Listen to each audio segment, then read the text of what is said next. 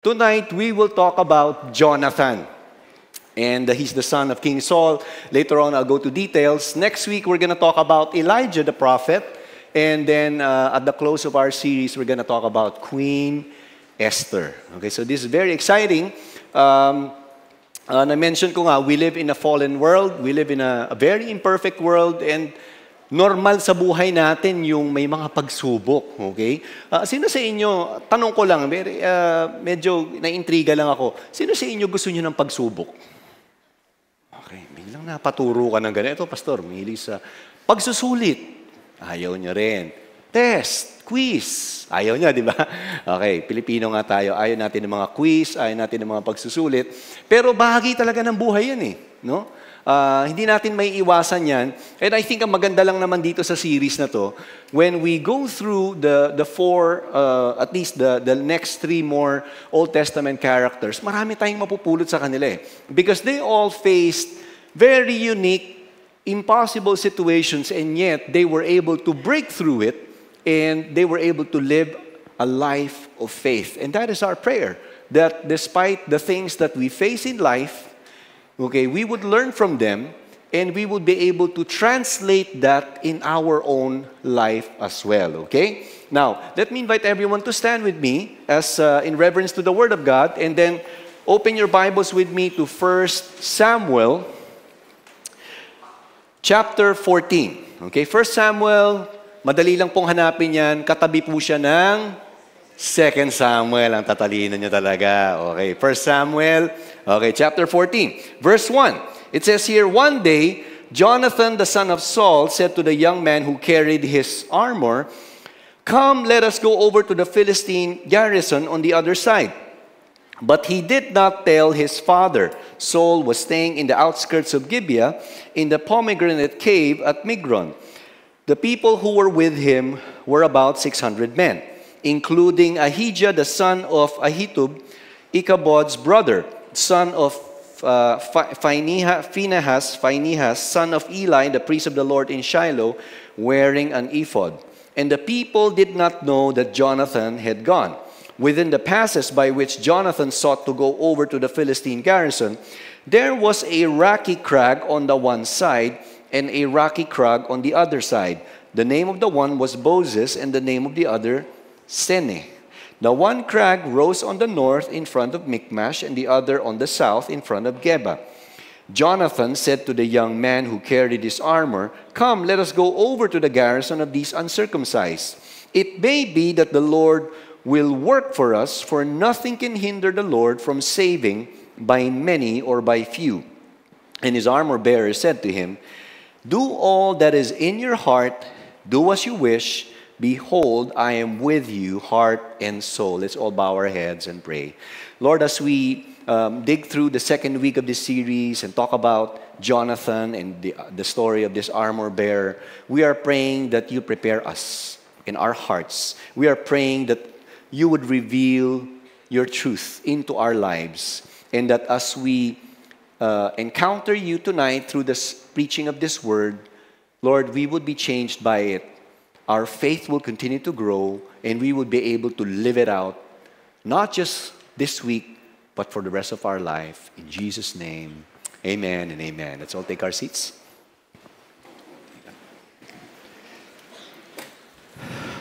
Okay, for us to have a better grasp of this chapter, kailangan nating balikan yung chapter 13.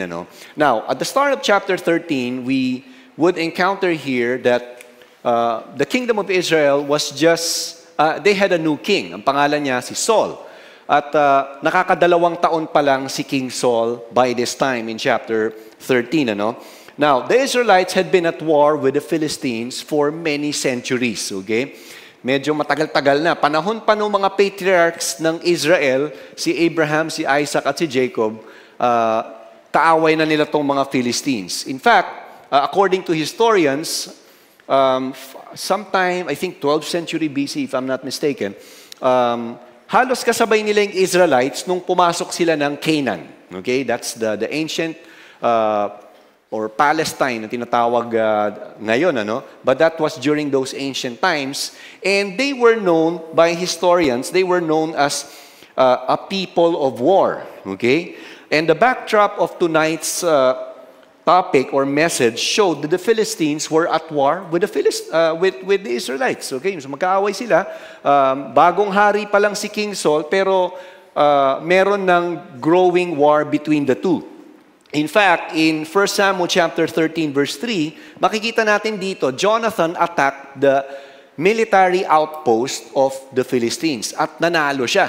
Okay? Nanalo sila at dahil doon, gustong bumuelta ng mga Philistines. Okay?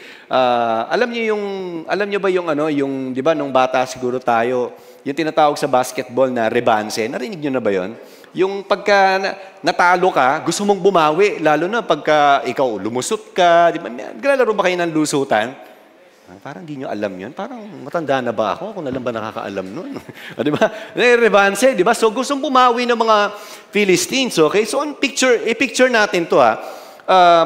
At that time, Jonathan attacked the Philistines. They had about 3,000 men. Okay? I mean, we're talking about soldiers. Pero itong Philistines, nung nag-muster sila ng army nila, ito lang naman ang lumabas na numero. 30,000 chariots, 6,000 horsemen, and troops like the sand on the seashore in Boracay. Parang ganun lang siya. Mabibilang mo ba yung buhangin sa Boracay? Parang ganun ang gusto niyang i-describe dito, no? 3,000 laban sa ganito kadaming army. Okay?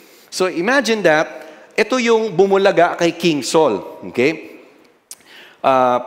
If you do the military math, ano ba naman ang binatmat ng 3,000? Sa ganito kadaming kalaban, di ba? 30,000 chariots, 6,000 horsemen, and troops like the sand on the seashore. Now, when the Israelite soldiers heard about this news, siguro nabasa nila sa Twitter, nakita nila sa Facebook feed nila, natakot sila. They started to hide. They started to look for caves and whatever holes because they realized what Jonathan just did. Okay? Gusto nang rumesbak ng mga Philistines. And imagine, kahit 6,000 horsemen lang ubus na kagad ang 3,000. Okay? Now, some members of the army, they started to follow King Saul into Gilgal. Okay, so kailangan nilang bumiyahe. And the Bible says in verse 8, or at least in verse 7 to 8, no, they came to Saul trembling. Naranasan mo na bang mangatog ka?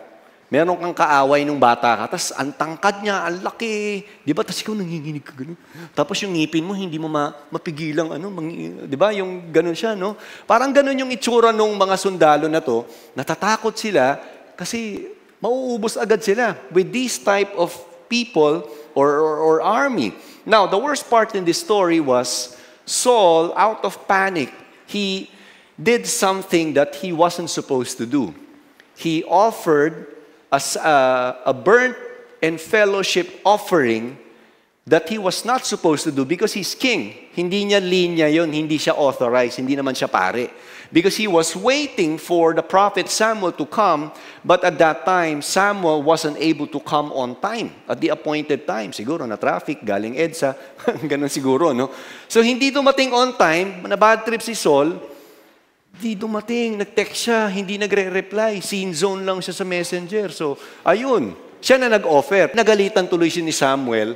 A short while later, the Bible says, when he arrived, at nalaman ni Samuel, sabi niya, bakit ka nag-offer ng sacrifice? Hindi mo dapat ginagawa yan. So, na-rebuke patuloy siya. And because of that, Samuel said, because of that, the kingdom will not last in your hand. Okay?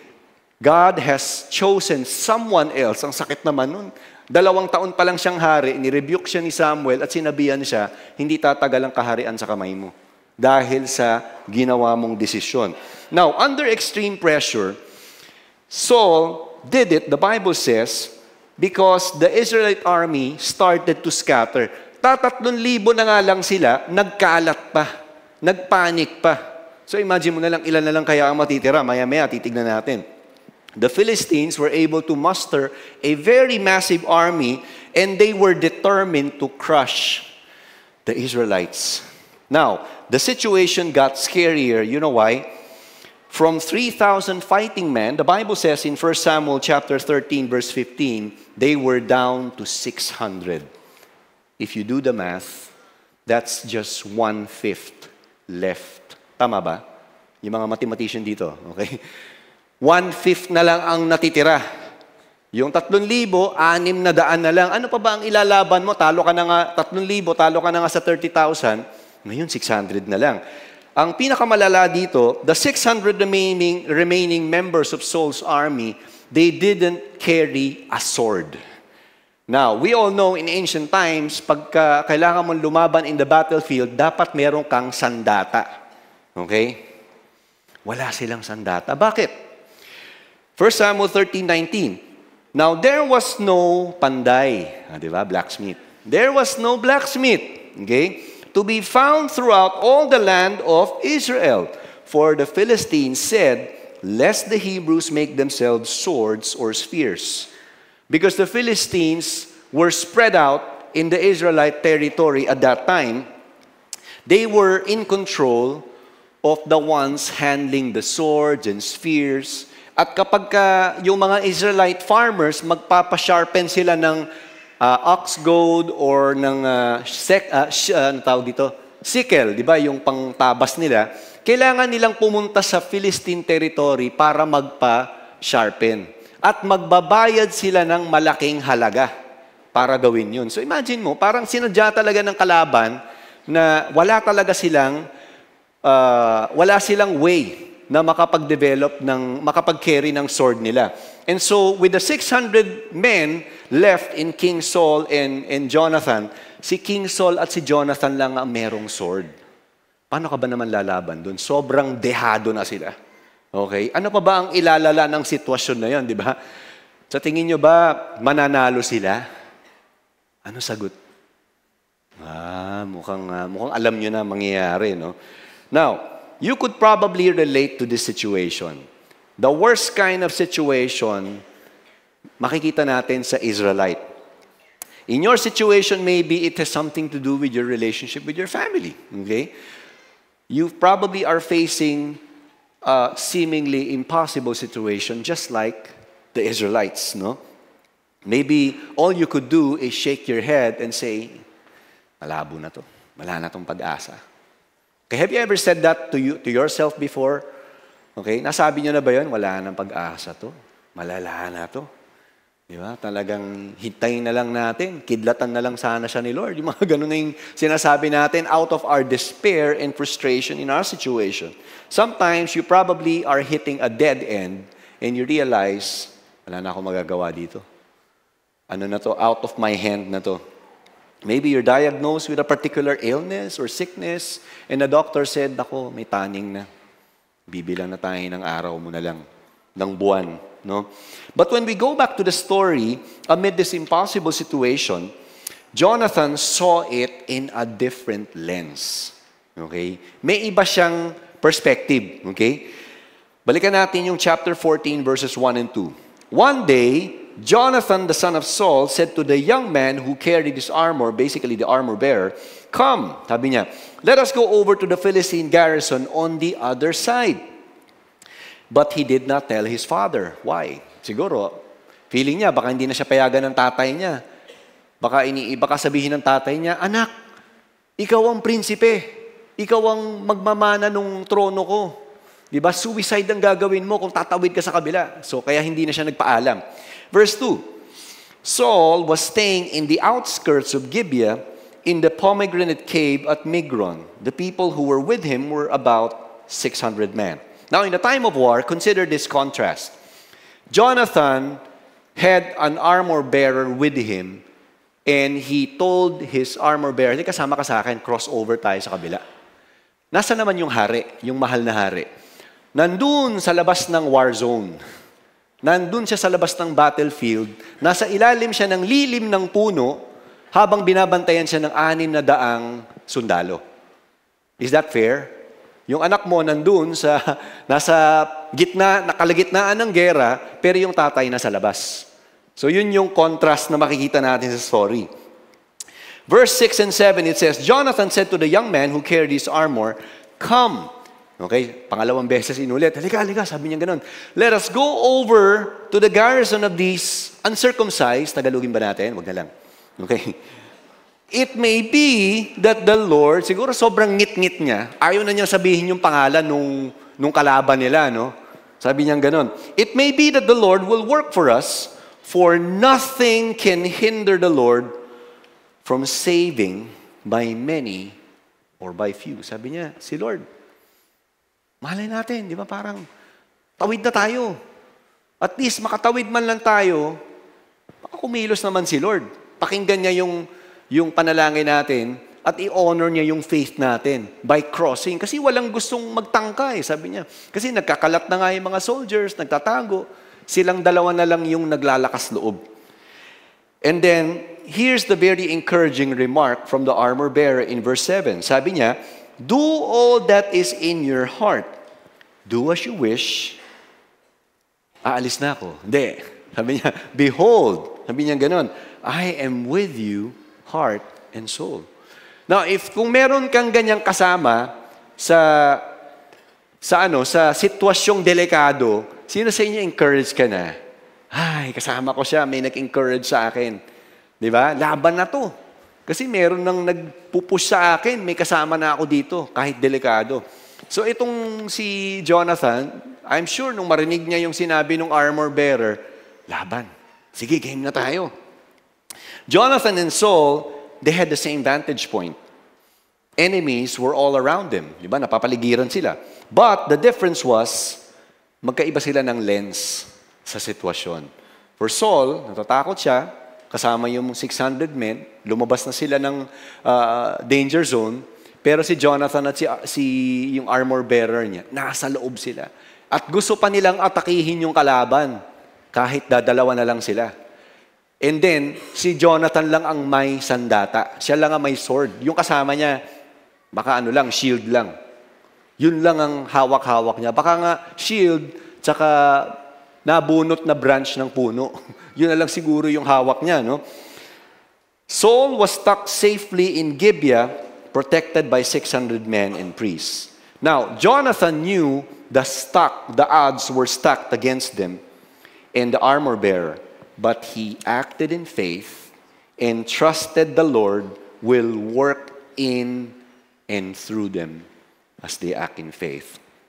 Jonathan's faith was so contagious that his armor bearer, siguro nangangatog na rin yung armor bearer niya, laban na tayo, sige, mahal na prinsipe, patayin na kung patay. Baka ganun pa yung sinasabi sa kanya. He was there to support and encourage him. Now, the truth of the matter is, we don't have to wait for the situation to be perfect. But sometimes, meron tayong attitude sometimes na minsan hinihintay natin yung perfect situation. May pagkasigurista. Minsan ba, sino sa inyo, minsan lang naman, sigurista ka. Di ba? Hindi ka magtataya, hindi naman magtataya, pero hindi ka mag-i-invest kung feeling mo walang return. Di ba merong iba high yield? Alam natin siguro in business, pag high yield, meron ding high risk. Tama? Pero kapag gusto mo ng tama lang, yung chill lang, okay, invest ka lang, okay, chill lang din yung yung income mo, steady lang. Pero alam ni Jonathan, matindi yung risk involved. Now, what is God teaching us in this situation? Faith, like no other, gets us out of our comfort zone and moves us to the realm where we can trust God for the impossible. When we want to live a faith like no other, we need to get out of our comfort zone and move us to the realm where we can trust God for the impossible. Now, pagpatuloy natin, sabi sa verse 8, Jonathan said, behold, we will cross over to the men, and we will show ourselves to them. Dalawa na nga lang sila, okay? Meron silang 30,000 chariots na kakaharapin, meron silang 6,000 horsemen, and soldiers as numerous as the sand in the seashore. At sabi ni Jonathan, halika magpakita tayo sa kanila. Total, sinugal na rin lang natin. Lahat, sige, isugal na natin. Magpakita na rin tayo. Hindi ko alam kung ano nasa isip ng armor bearer. Tama ba itong desisyon ko? Sumama pa ako kay mahal na prinsipe. Now, look at verse 9. If they say to us, sabi ni Jonathan, wait until we come to you, then we will stand still in our place. So parang meron siyang senaryo. Itong senaryo, if they say to us, pag sinabi nung makakalaban sa atin, okay, wait, diyan kayo, di ba? Kasi paakyat yan eh. Okay, yung Rocky Crag, paakyat. Wait until we come to you, then we will stand still in our place and we will not go up to them. In short, kung sinabi ng mga kalaban, hintayin mo kami dyan, parang pag ganun. Bababa kami, hintayin natin. Sabi niya ganun. Verse 10, but if they say, come up to us, o ikaw, lumapit kayo. Siguro, iniisip ng kalaban, marami sila. Then we will go up. Wow, grabe. Todo na to. Todo na yung tapang nila. Nagpakita na sila. Tapos, pag sinabi daw ng kalaban, sige, atakihin mo kami. Umakyat kayo. Aakyat sila. Dalawa lang sila. Okay? Ganun yung picture nung senaryo. We will go up, for the Lord has given them into our hand. Wow, grabe, no? And this shall be the sign to us. So both of them showed themselves to the garrison of the Philistines, and the Philistines said, look, Hebrews are coming out of the holes where they have hidden themselves. So the enemies probably thought, naku, naglalabasan na yung mga nagtago sa lungga. Okay, so medyo nakita na sila, napansin na sila. And we all know that conventional military tactic doesn't work that way. Kung kakaunti kayo, syempre, medyo safe zone ka, tira-tira ka lang ng konti. Di ba, yung mga, pag naglalaro kayo sa time zone, naalala nyo ba yon? Medyo tago-tago ka. Pero ito, nagpakita talaga sila ng todo. At wala nang lusot. Okay? Jonathan knew that their lack of weapons and number of men won't hinder God from moving in the impossible. Naniniwala si Jonathan, di, kikilo si Lord. Kahit dalawa lang tayo at ikaw wala kang sword. Ganun yung reality nila, no? Verse 12. And the men of the garrison hailed Jonathan and his armor bearer and said, so ito yung option B nila, yung plan B nila. Sabi nung kalaban, come up to us. Sige, umakyat kayo. Yari kayo sa amin. Parang ganun sabi nung Philistine. And we will show you a thing. Jonathan said to his armor bearer, come up after me. Sabi niya, sige, sunod ka sa akin. For the Lord has given them into the hand of Israel. Ganun ka-sure si Jonathan, kahit siya lang ang may sword at that time, nung sinabi niya sa armor bearer. Then Jonathan climbed up on his hands and feet, meaning his sword was probably in his sheath, nakatago, and his armor bearer after him. And they fell before Jonathan. Grabe, no? Wala pang sword siguro, partida, habang umaakyat, baka hinihila niya lang yung mga kalaban, nahuhulog from the mountainous part or the rocky crag, no? Medyo mabato. So naglalaglagan yung mga kalaban nila.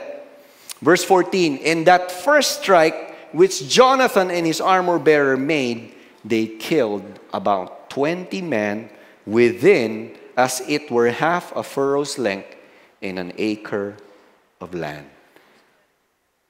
Grabe. 3,000 men reduced to 600 without swords, and then there were only 2 men who bravely faced the enemy, and they were able to kill 20. Initially, sabi sa Bible, by trusting the Lord and overcoming their fears and acting courageously, Jonathan and his aide killed 20 in a small space in that land. Now imagine this. 2 versus 20, isa lang ang may sword, 20 may sword, pero naglaglagan siguro sa bundok. They fought in a dangerous, crowded area. Lahat na ng pwede mong i-describe na delikado, ginawa nila. But they were able to triumph at that point because the Lord showed up when they took the step of faith. Why? Because faith, like no other, gets us out of our comfort zone and moves us to the realm where we can trust God for the impossible. And I think the important part here as we move into the impossible, faith like no other is done with someone who shares the same faith with we have. Napakahalaga na meron kang kasama, may kasangga ka who share the same faith that you have. Someone who can speak to your life as well. Someone who can encourage you in times when you are in doubt, in times when you are down. Because Jonathan did not fight the battle alone. He had an armor bearer who was loyal, who would willingly risk his life. Kahit mamatay na siya sa battle, kasama ko si mahal na prinsipe. Nag-i-encourage pa siya. Do you know that God has given us an opportunity every single day to impart our faith to others? Pwedeng tayo yung armor bearer sa ibang tao where we can speak life to someone. Okay? When we're hard-pressed, what normally comes out of our mouth? And many times when I leave myself unguarded, I would find my wife correcting me when I find myself unguarded. Because there are times I would say things that I ought not to say para akong walang faith. And my wife would correct me on that. And I thank God because my wife is there to correct me at times when I say things that I ought not to say, because in reality, there is power in our words.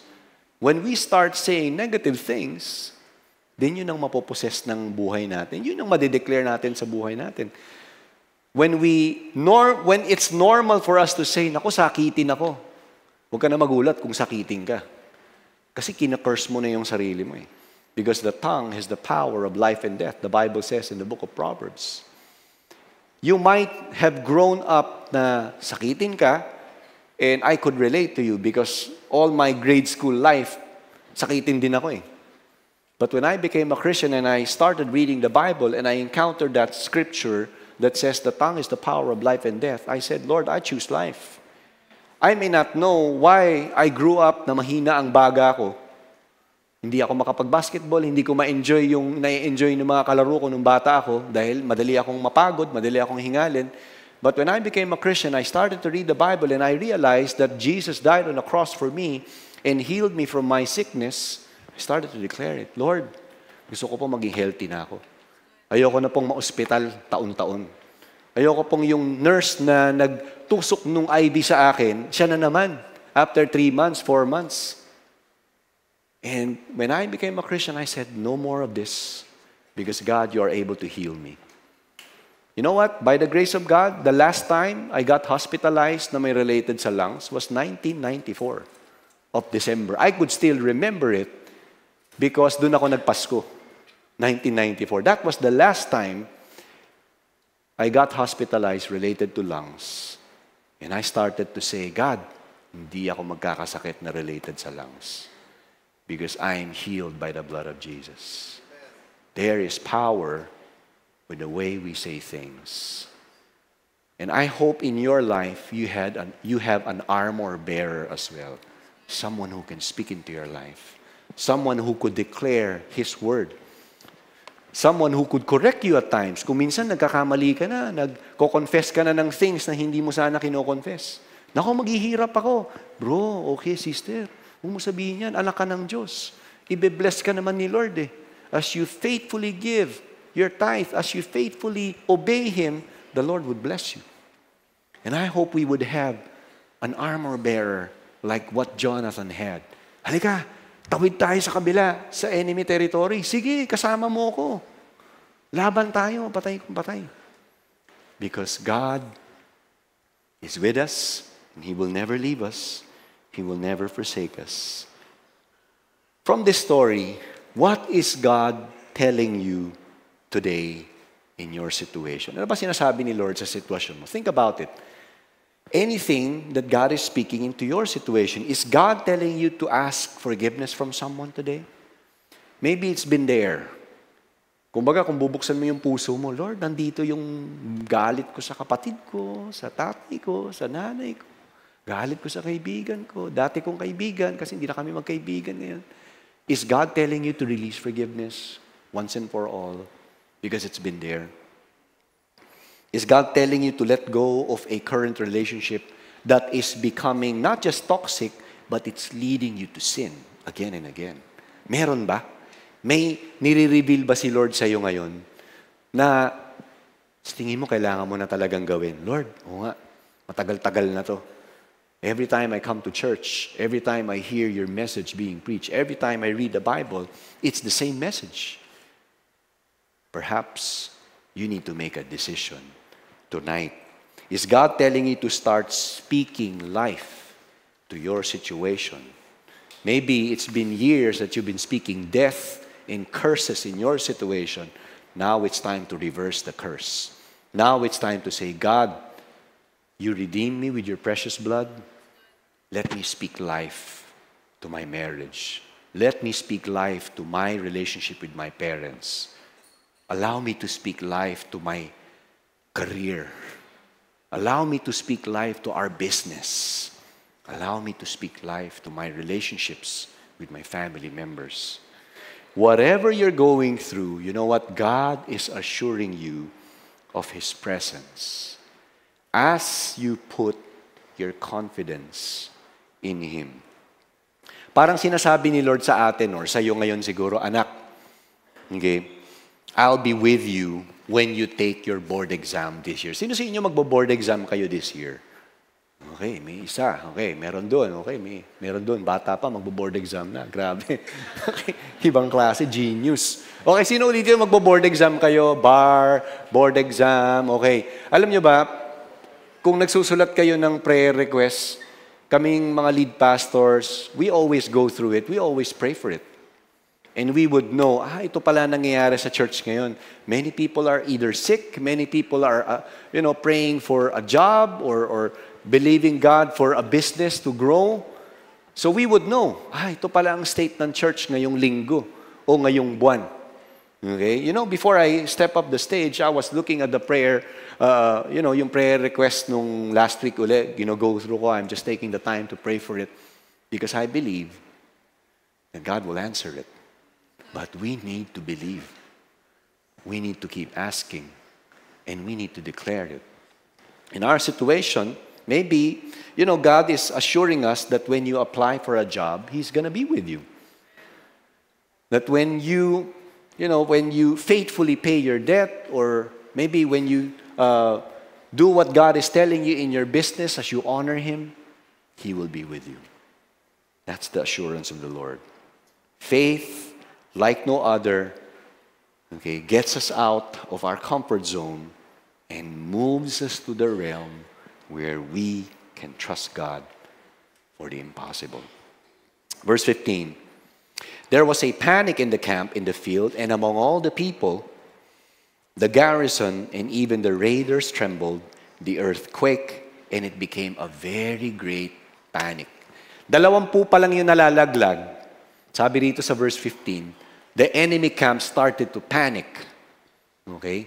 Hindi na nila alam ano nangyayari. Akala nila siguro mas maraming kalaban ang dumating na Israelites sa kanila.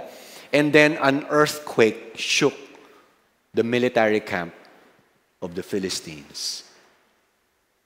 Okay? It was a simple step of faith for Jonathan and the armor bearer, and the rest became history because God moved in a powerful, supernatural way. You know what? When we hear God's voice and when God tells you to do it, kahit mukhang imposible, magugulat ka na lang. Kikilos ang Lord. When God tells you, forgive that person, and you obey, nagugulat ka na lang. Hindi lang i-heal ni God yung relationship niyo.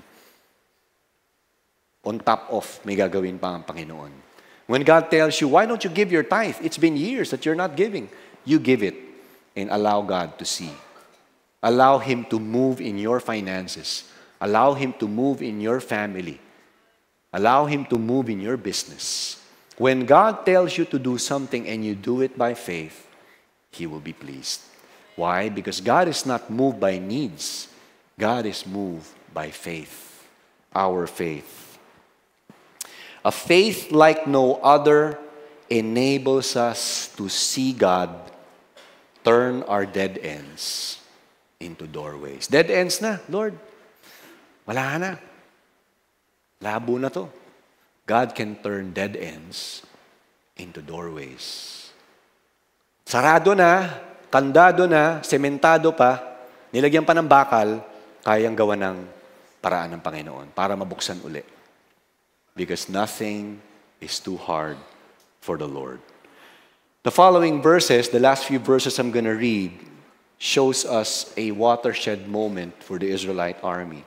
Verse 16, the watchman of Saul in Gibeah of Benjamin looked, and behold, the multitude was dispersing here and there. Sino yung multitude? The multitude of Philistine army. Nagkakalat na sila. Nagkakanya-kanya na. Verse 17, then Saul said to the people who were with him, count and see who has gone from us. So binilang. When they had counted, behold, Jonathan and his armor-bearer were not there. So wala yung dalawa. Saul said to Ahijah, bring the ark of God here, for the ark of God went at that time with the people of Israel. Now, while Saul was talking to the priests, the tumult in the camp of the Philistines increased more and more. So kahit malayo sila, nakikita nila, narinig nila yung panic ng mga kalaban nila. Saul said to the priest, withdraw your hand. Huwag mo nang gawin. Huwag ka na muna mag-seek ng presence ni Lord. Kasi napaka-obvious na may ginawa na ang Panginoon. Verse 20, Saul and all the people who were with him rallied and went into the battle. Finally, after kumilos ni Jonathan at nung armor bearer, etong sila, sumugod na rin sa wakas. Okay? Pero nagulat sila. Behold, every Philistine sword was against his fellow, and there was very great confusion. Can you imagine? Pumunta ka sa gera, okay? Ganito na lang, basketball. Meron ba sa inyo naglalaro ng basketball? Okay, kulay pula ang uniforme mo. Tapos kulay dilaw ang kalaban mo. Yung dilaw, sumushoot sa court nyo. Puntos ng puntos sa inyo. Parang ganun yung itsura niya. Ang difference lang dito, yung mga kaaway nila, nagpapatayan. So nakatingin si King. So ano na nangyayari dito? Ba't nagpapatayan sila? Naubos sila bigla. And then, the funny thing here in verse 21, the Hebrews who had been with the Philistines, yung mga nagbalimbing, okay, nagtawid kasi sa kalaban, okay, now the Hebrews who had been with the Philistines before that time, and who had gone up with them into the camp, even they also turned to be with the Israelites who were with Saul and Jonathan. Ay, Israelite na nga pala kami. Parang ganun, sumama uli. Nakakatawa, di ba, yung istorya, no? Sumama na uli sila kay King Saul. Verse 22, likewise, when all the men of Israel who had hidden themselves, yung mga nagtago naman, in the hill country of Ephraim, heard that the Philistines were fleeing. Anong ginawa nila? They too followed hard after them in the battle. Tumapang na sila. Kasi nakita nila, wow, grabe, may ginawa ang Panginoon. Panalo na to. Okay? Di ba, imagine mo yung kumpiyansa ng mga Israelites na nagtago. Nung ma-realize nilang kumikilos ang Panginoon in a supernatural way, they said, come on, let's go out. Laban na tayo. Si Lord na, lumalaban na sa atin, para sa atin. And I like how this story concluded in verse 23. The Lord saved Israel that day. And the battle passed beyond Beth-aven.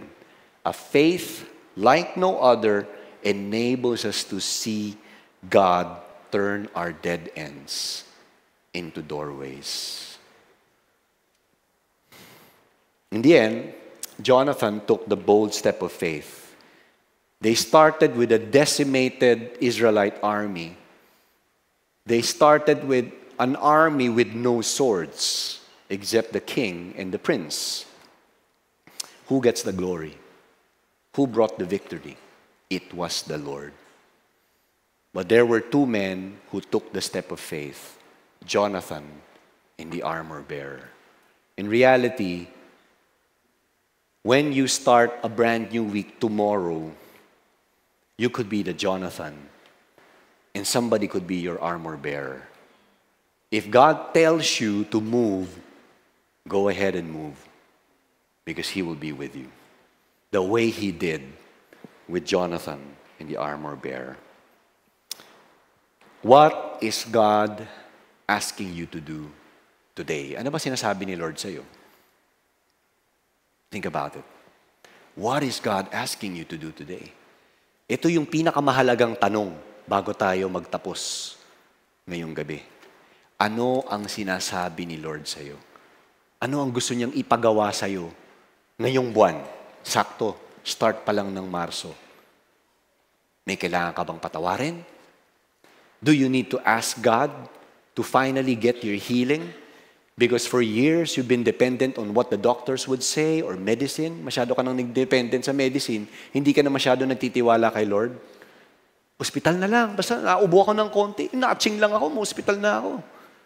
Why don't you go back to the Lord and say, God, may covenant ako with you through your Son, Jesus Christ. I can be healed. Not that we're despising what doctors can do, but if doctors or medicine become your idol, something's wrong. Because Psalm 103, it says, one of our benefits is that He has healed us from our sicknesses and our diseases. Is God telling you to release forgiveness from someone? Maybe let go of your vices? Or maybe a particular addiction in your life na hindi mo mag-give up. What is God telling you to do? Lord, imposible to eh. Hindi ko kaya. Well, nakita natin sa storya, kaya. But we need to take a step of faith. Is God specifically telling you to break free from a particular relationship that is causing you to sin? What is God telling you to do? Tonight, I want you to know, God wants to make His victory in your life final. Nagawa niyang maging final sa verse 23 sa Israelite army. God wants to do the same to your life today. Now, sino sa inyo yan ang prayer mo? Lord, I want a final victory from you.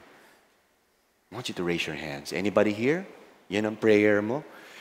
Let's all stand. And we're going to take the time to pray right now. Let's all bow our heads and close our eyes. I believe the Lord is here. God wants to minister to a lot of us tonight. Close your eyes, bow your heads with me. And where you are today as you stand, let me ask you this question again. What is God telling you to do today? Ano ba yung gusto niyang ipagawa sa'yo? May kasalanan ka bang kailangang i-confess? May tao ka bang kailangang patawarin? Kailangan mo bang humingi ng tawad sa Kanya? What is God telling you to do? Is He telling you to ask for your healing? Is He telling you to share the gospel to someone tonight, tomorrow, maybe this week? What is God telling you to do? Na madalas mong sinasabi, Lord, imposible na to eh. Wala na itong pag-asa eh. Good news. In the Lord, when you put your situation in the hand of God, wala pong imposible. Because everything is possible for the Lord.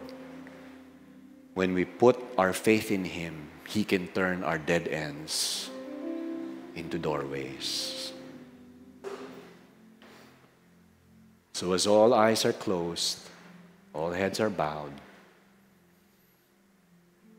sabihin mo sa Lord kung ano yung kailangan mong sabihin ngayong gabi. And when He tells you to do something very specific today, this month, this week, this year, I hope we will no longer say, Lord, wait lang. Gawin na natin. Let's obey. For that's where the final victory lies. Our obedience and our faith. Lord, we come to you tonight with humility. Lord, inaamin namin hindi namin kaya. For some of us, we have failed countless number of times because we decided to do things our way. Forgive us. Forgive us for depending on the flesh, depending on what we know, depending on our experience. Patawarin mo kami, Panginoon. But we pray that just like Jonathan, I know we believe that he was somehow afraid, facing a vast army who's ready to crush them, and yet he trusted you more rather than to look at the problem, rather than to look at the impossibility. Tonight, we pray that you infuse fresh faith to us. If you need fresh faith to be infused into your life, I want you to raise your hands and I want to pray for you. Kung yan ang kailangan mo, Lord, faith to face the challenges this month. Faith to face the challenges this year. Lord, napakahirap na itong taon na to for us as a family. But I know you'll be with me. Father, thank you. Thank you for your grace that enables my brothers and sisters who are raising their hands to overcome the impossible situation that they are facing. Tonight, I pray that you fill them with fresh faith, Lord God, that even if there are times they could be shaking in the spiritual realm, and yet remind them that you will never leave them, that you will never forsake them, and that you are not hindered to move by many or by few. Lord, you moved in the life of Jonathan, the armor bearer. May you move in the lives of my brothers and sisters tonight. Lord, I pray for some who are facing impossibilities on their finances. Malaki ang utang, may mga kailangan bayaran. May you provide. May you extend a supernatural provision this week, this month, this year, in the mighty name of Jesus. Lord, for some of us, you probably are telling them to start taking a step of faith and paying or investing or giving back their tithe. I pray, God, that you give them the faith to believe that they'll be able to do it immediately because they know you are their primary source for provision. Lord, for some of us, they are sick. If you are sick tonight, I want to pray for you and I want you to receive your healing. Lord, for some, it's impossible, sabi ng doktor. Lord, for some, tanggap na nilang may ganito silang particular allergy. But in the name of Jesus, you said in your word, by your wounds, they have been healed. And so tonight, we receive the healing by faith. Lord, we rebuke the spirit of infirmity.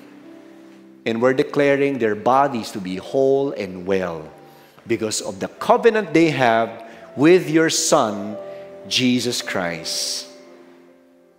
For some of us, it could be relationships with your family that's not in good condition. If you are that person, I want to pray for you. You raise your hands. Father, we're declaring wholeness, completeness, shalom, shalom upon the families of my brothers and sisters. Maybe it's been years, decades na hindi na nag-iimikan, hindi na nag-uusap. But in the name of Jesus, bring healing. God, gamitin mo ang bawat isa sa amin na maging daluyan ng pagmamahal mo. Lord, kung kami man ang naging dahilan, kaya hindi nag-uusap ang pamilya, patawarin mo kami. Use us instead to be connectors in the family again, to bring wholeness and healing. Lord, thank you. We will face our family member or members this month with fresh grace. Marami pong salamat. Why don't we raise our hands as we close our service? Lord, salamat. The Bible says the battle is the Lord's. In reality, we are facing so many battles in life. But the great thing about it is we are not alone. Hindi po kami nag-iisa. Lord, naniniwala kami, binigyan mo kami ng mga armor bearers sa buhay namin. We have a church community. We have Christian friends. And most of all, we have the Holy Spirit to direct every step that we're taking. And so tonight, we receive the faith the fresh faith that you've infused to each one of us. We are excited to start this brand new week with the power that comes from you, with the wisdom that comes from you, with the confidence that comes from you. We thank you tonight. We praise you tonight. In the mighty name of Jesus Christ we pray, and the church would say, Amen and amen. Praise God.